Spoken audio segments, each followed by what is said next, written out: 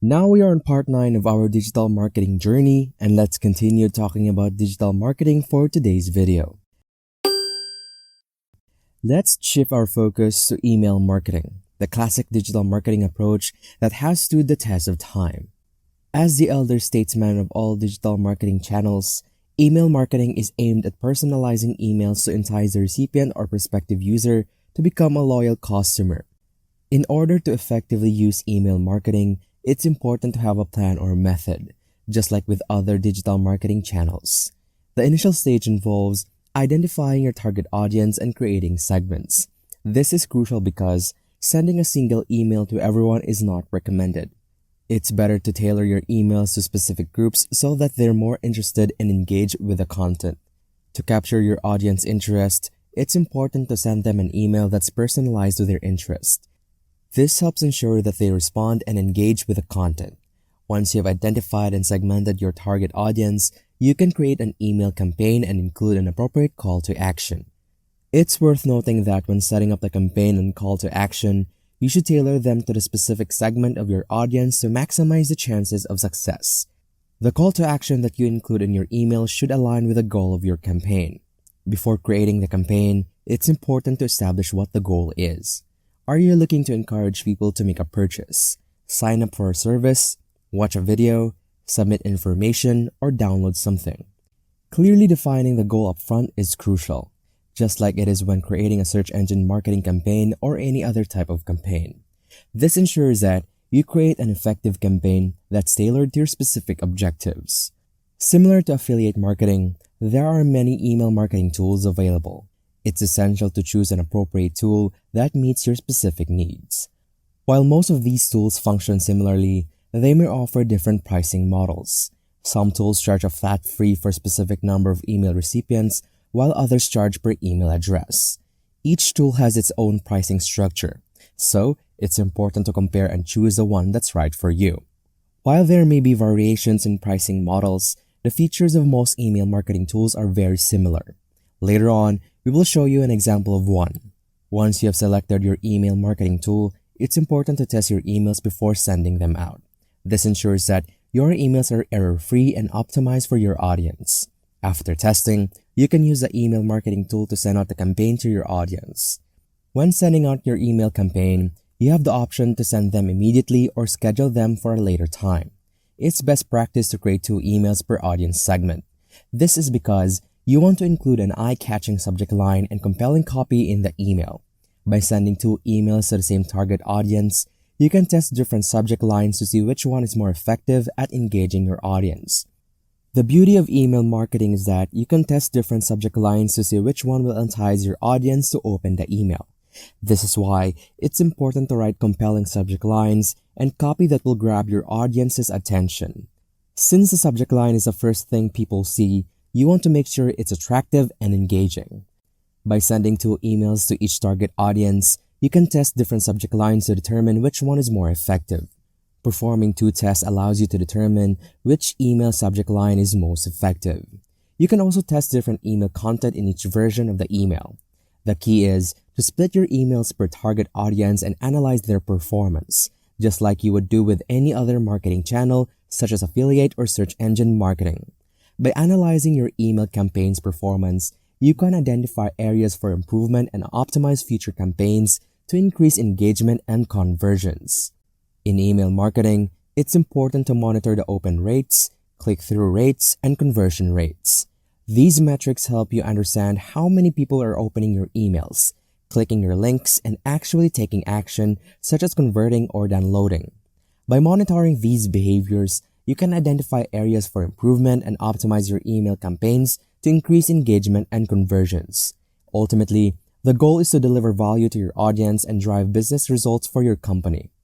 Now, let's take a look at the example of an email from Airbnb. The goal of this email is to get people to take a survey.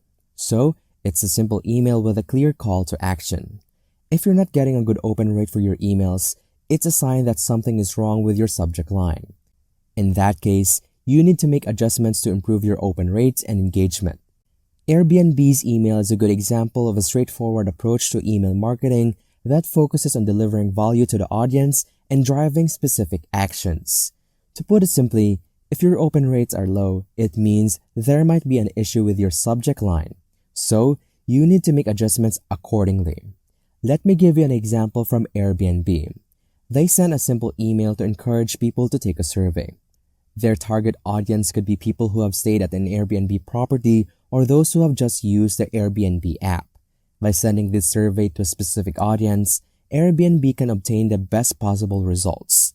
They will measure the email success by analyzing how many people opened it, clicked on a call to action, and completed the survey. To succeed in email marketing, it's important to follow each step and track your progress. There are various tools available for email marketing, one of which is Mailchimp. Another tool worth mentioning is Marketo, which is now owned by Adobe. Marketo allows you to set up drip campaigns to send follow-up emails to potential customers who haven't made a purchase yet. These emails can be scheduled for a day, a week, or 2 weeks after the initial contact. Hubspot also allows you to plan out your email campaigns in a methodical way. Now let's take a look at Mailchimp, which has a user-friendly interface. In the audience section, you can see your audience and organize them into different groups. You can create a test list or segment people based on their purchase history or subscription status. To put it simply, with Mailchimp, you can organize your audience into different groups and create your own campaigns. You can also view reports on how your campaigns have performed, including the number of opens, clicks, and conversions. It's important to track these metrics so you can measure the success of your email marketing efforts. Basically, Mailchimp provides detailed reports on the performance of your email campaigns, including information on opens, clicks, bounces, and subscribes, and social media activity. You can also see which links were clicked the most and where the emails were opened from. It's important to review these reports and make adjustments to future campaigns based on the insights gained. Mailchimp makes it easy to track and react to your email campaign performance. In Mailchimp, you can see important metrics about your email campaigns such as the number of opens, clicks, bounced email addresses, and unsubscribes. You can also see which links were clicked the most, which subscribers had the highest open rates, and if anyone shared your content on social media. Additionally, you can view information on where your emails were opened, such as the location of the recipient. This data is valuable for improving future email campaigns, and it's important to take action based on the insights you gain. Say, if an email is not performing well, it's important to learn from it and avoid making the same mistake in the future. Mailchimp offers a lot of useful features, including the ability to break out your audience into different groups, track your campaign's open and click rates, and use pre-designed templates. You can also purchase credits upfront to send out emails to a specific number of people. Now, let's move on to the topic of online PR or press releases. In the previous videos, we covered SEO, social media, search, affiliate marketing, email marketing, and native advertising. Online PR involves collaborating with digital publications, blogs, and other websites that focus on content. For instance, online newspapers such as the New York Times fall under this category. The overall goal of online PR is to gain publicity and increase brand awareness through digital publications, blogs, and other content-related websites. This can result in increased website traffic and potentially new customers.